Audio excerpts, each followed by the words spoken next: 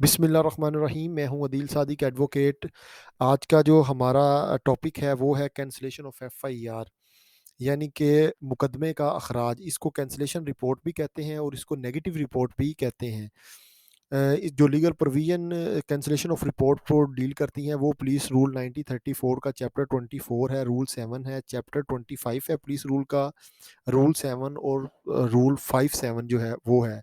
High court volume जो है उसका वॉल्यूम 3 चैप्टर 11 पार्ट डी इसको डील करता है, और section 173 CrPC regarding the power of magistrate वो इसको डील करता है।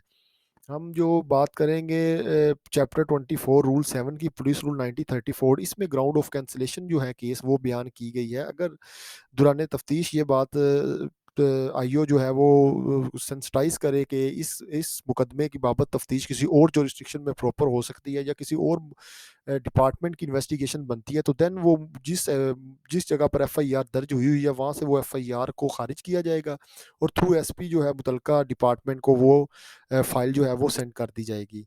सेकंड है कि अगर ये ऑब्जर्व करें कि जो एफआईआर है वो मलिशियसली जो है वो फॉल्स है, तो देन उसका अखराज ज़रूर होगा। अगर वो ये इसको करते हैं कि falsely owing to mistake of law और एंड फैक्ट जो है वो दर्ज रजिस्टर्ड हो गई है, तो इन डेट केस भी वो प्रोसीडेबल नहीं होती। वो आईओ जो है उसको उसकी अखराज रिपोर्ट बनाता है और थ्रू जो है सुप्रिटेंडेंट उसको फॉरवर्ड करता है मजिस्ट्रेट साहब के पास। और इसके बाद जो फोर्थ कंडीशन उसकी ग्राउंड वो ये है कि अगर दौरान तफ्तीश ये बात सामने आती है कि ये नॉन कॉग्निजेबल ऑफेंस जो है वो मेड आउट हुआ है और सिविल नेचर का है, इन डेट केस भी वो एफआईआर जो है उसको खारिज किया जाएगा और थ्रू सुप्रिटेंडेंट जो है वो मजिस्ट्रेट साहब को फॉरवर्ड किया जाएगा।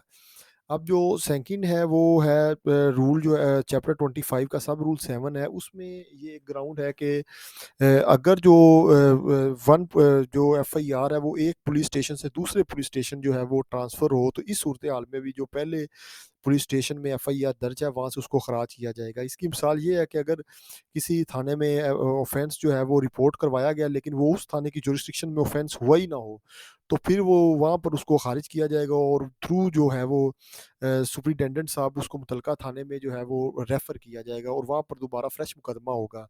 इसके बाद जो सेकंड सूरत हाल वो ये है कि अगर जो ऑफेंस है वो दौरान तफ्तीश ये बात सामने आती है कि ये एफआईए की जुरिस्डिक्शन बनता है जुर्म जो है, या जो एंटी करप्शन की जुरिस्डिक्शन बनता है, इन डेट केस भी एफआईआर यहाँ से खारिज होगी और मुतलका जो है डिपार्टमेंट वहाँ पर उनकी अपनी प्रोसीडिंग के तहत जो है वो एफआईआर दर्ज रजिस्टर्ड होगी। उसके बाद जो है वो है क्लोज ऑफ इन्वेस्टिगेशन। ये जो चैप्टर 25 का रूल 57 है, या फाइनल रिपोर्ट है, या रीज़न क्लोज ऑफ इन्वेस्टिगेशन, इस पर हम बात करेंगे।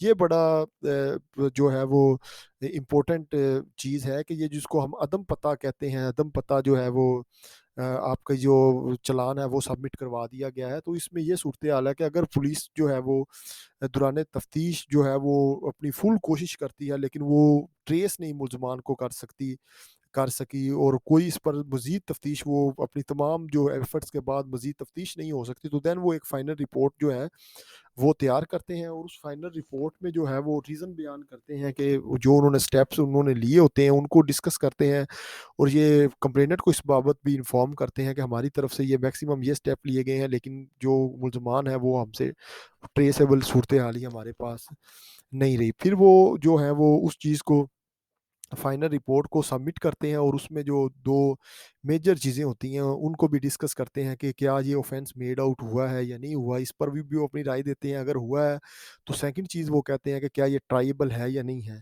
इस पर भी वो अपनी राय देकर जो फाइनल रिपोर्ट है वो सबमिट करवा देते हैं।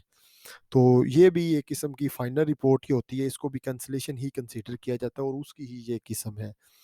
अब उसके बाद जो है हम बात करेंगे कि जो कैंसलेशन ऑफ रिपोर्ट है इसकी बाबत जो है पर्चे का खराज, ये किसी जगह पे सीआरपीसी पे ये किसी जगह पे डिस्कस नहीं है। ये सिर्फ पुलिस रूल जो है 1934 जो है उसमें ये पार्स हैं, और ये पार्स होती हैं पुलिस की पार्स होती हैं रिकमेंडेशन देना कि इस एफआईआर को जो है इसका अखराज किया जाए, और वो थ्रू जो है वो मजिस्ट्रेट जो है वो मजिस्ट्रेट साहब के पास वो पावर होती है कि वो उस रिकमेंडेशन पर जो है वो हुक्म सादर फरमाते हैं, और ये पावर होती है फर्स्ट क्लास मजिस्ट्रेट साहब की।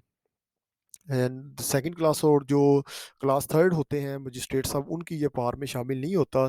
तो ये 173 सीआरपीसी के तहत इनकी पावर होती है। रेफरेंस वो है पीएलडी 1964 लाहौर जो 405 पेज पर है। और ये वो जो मजिस्ट्रेट साहब का कैंसलेशन पर ऑर्डर होता है, ये भी एडमिनिस्ट्रेटिव ऑर्डर होता है। इसके खिलाफ कोई रिवीजन या अपील नहीं होती, इसके खिलाफ रिट पटिशन होती है।